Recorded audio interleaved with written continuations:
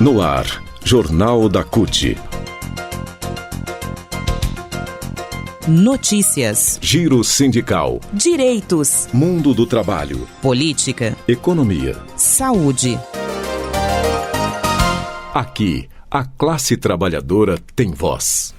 Olá Brasil, eu sou o André Acarini. O Jornal da CUT começa agora e hoje traz os seguintes assuntos. Decreto de Lula institui grupo de trabalho para debater negociação coletiva no setor público. Trata da Convenção 151 da Organização Internacional do Trabalho. Além disso, luta histórica da CUT. A valorização do salário mínimo agora volta a ser lei. Aumento da isenção do imposto de renda faz parte do projeto. Juro anual do rotativo do cartão de crédito sobe e chega, em média, a 445,7%. E ainda, os 40 anos da CUT, transformando vidas. A partir de agora, aqui no Jornal da CUT. Rádio CUT. Aqui, a classe trabalhadora tem voz. Acesse pelo site www.cut.org.br.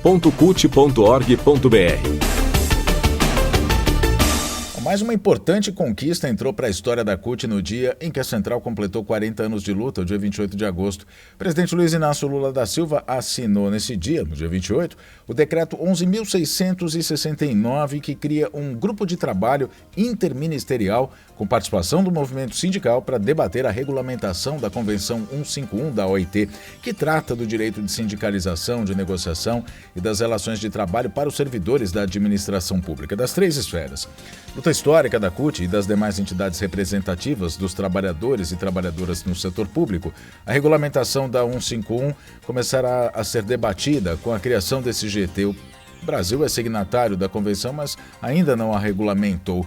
O Sérgio Ronaldo, que é secretário-geral da CONCEF, conversou com a gente. Ele vai falar sobre esse importante ato que marcou os 40 anos da CUT. Vamos ouvir. Esse grupo de trabalho ele é muito importante para a gente, porque ele vai discutir, debater no prazo de 120 dias as questões da negociação coletiva no setor público, os direitos sindicais e o direito de greve.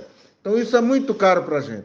Isso é uma demanda histórica nossa, do movimento sindical, da nossa Central Única dos Trabalhadores, do setor público, tanto federais como estaduais e municipais, que é esse direito que todo trabalhador no nosso país tem, só não, com exceção, os servidores públicos, quer sejam federais, estaduais e municipais. Então, esse foi um dia histórico para a gente, porque esse GT, nesses 120 dias, estará, evidentemente, consolidando já propostas que já tem elaboradas no decorrer de todo esse período.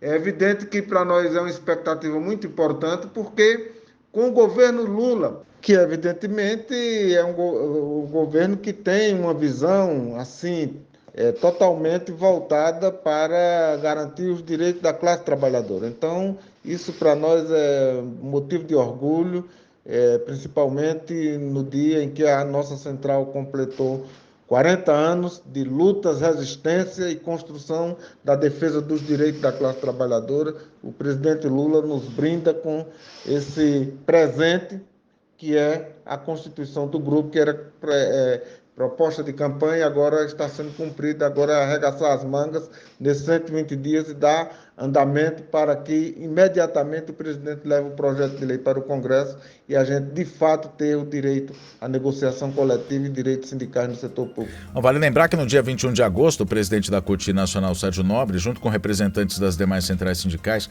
e de servidores públicos, cobraram do governo federal a instalação desse grupo de trabalho. A ministra da Gestão e Inovação em Serviços Públicos, a Esther Dweck, ela, na ocasião, apresentou uma minuta para que o GT fosse instalado o mais rápido possível. O documento ainda precisaria da assinatura do presidente Lula, que então estava em viagem à África do Sul.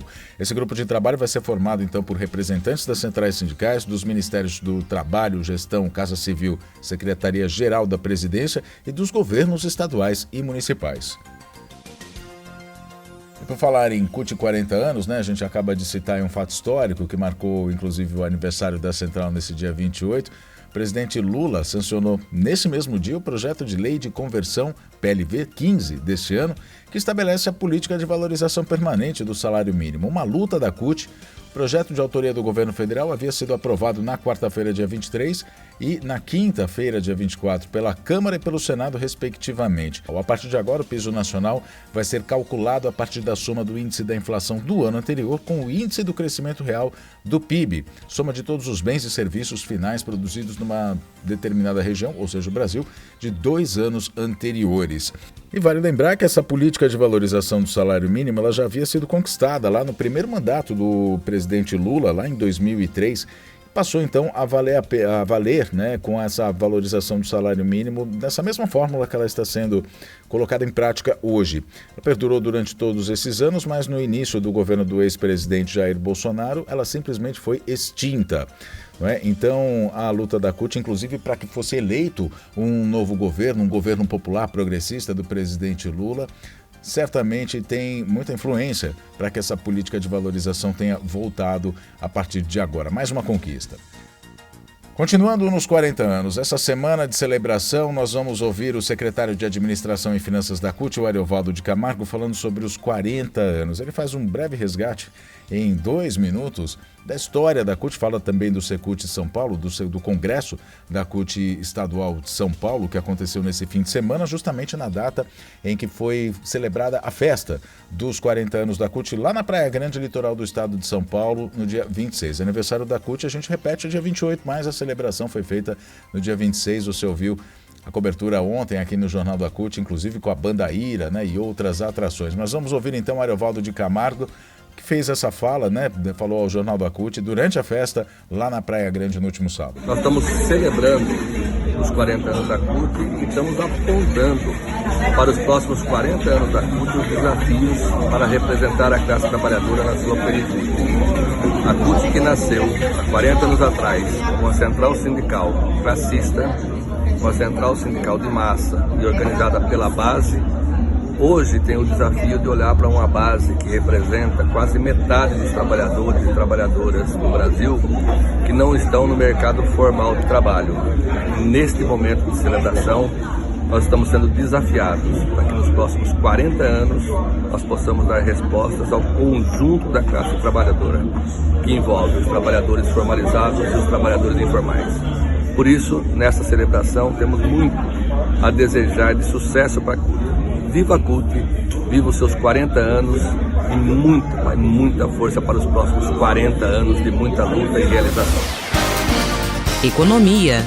O Jornal da CUT agora fala sobre economia. A política do Banco Central está cada vez mais difícil para a gente, precisa rever os juros, não é?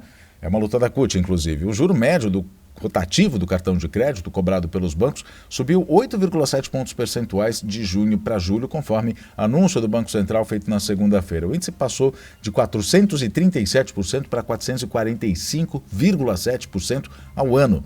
O rotativo é o valor que o titular do cartão não pode quitar no vencimento da fatura e se transforma automaticamente em débito financiado. Quando você não paga toda a fatura, você paga, enfim, um outro valor ou até mesmo o mínimo que vem lá na fatura, isso entra no rotativo e aí vem esses juros todos, né? Essa modalidade de crédito é uma das mais comuns, inclusive, no endividamento das pessoas físicas no Brasil pela facilidade de obtenção. E aqui tem os juros mais altos, inclusive, né? Por essa razão, o rotativo tem sido debatido no Brasil por um grupo de trabalho integrado por técnicos do Ministério da Fazenda e do Banco Central e representantes do mercado financeiro. Desde 2017, os bancos já são obrigados a transferir esses débitos para a modalidade parcelada, que tem juros menores, mas que também são altos esses juros. Passaram de 196,1% para 198,4% ao ano entre junho e julho. Segundo informações do DIEESE, a subseção da Contraficut, a Confederação Nacional dos Trabalhadores no ramo financeiro, não existem razões para essa alta no rotativo, porque o Banco Central iniciou um ciclo de queda da taxa básica de juros Selic, que é referência para as demais taxas bancárias.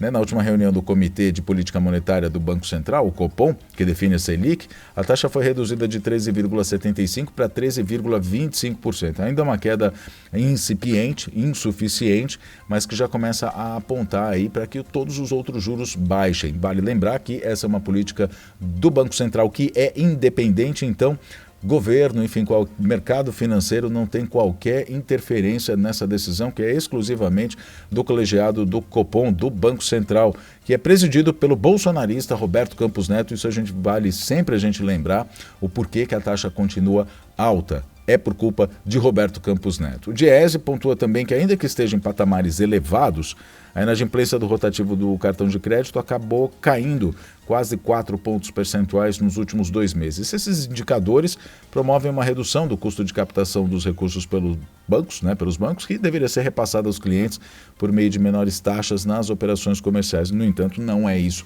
que acontece. O Jornal da CUT fica por aqui. Muito obrigado pela sua companhia. Nós nos falamos na próxima edição. Até lá.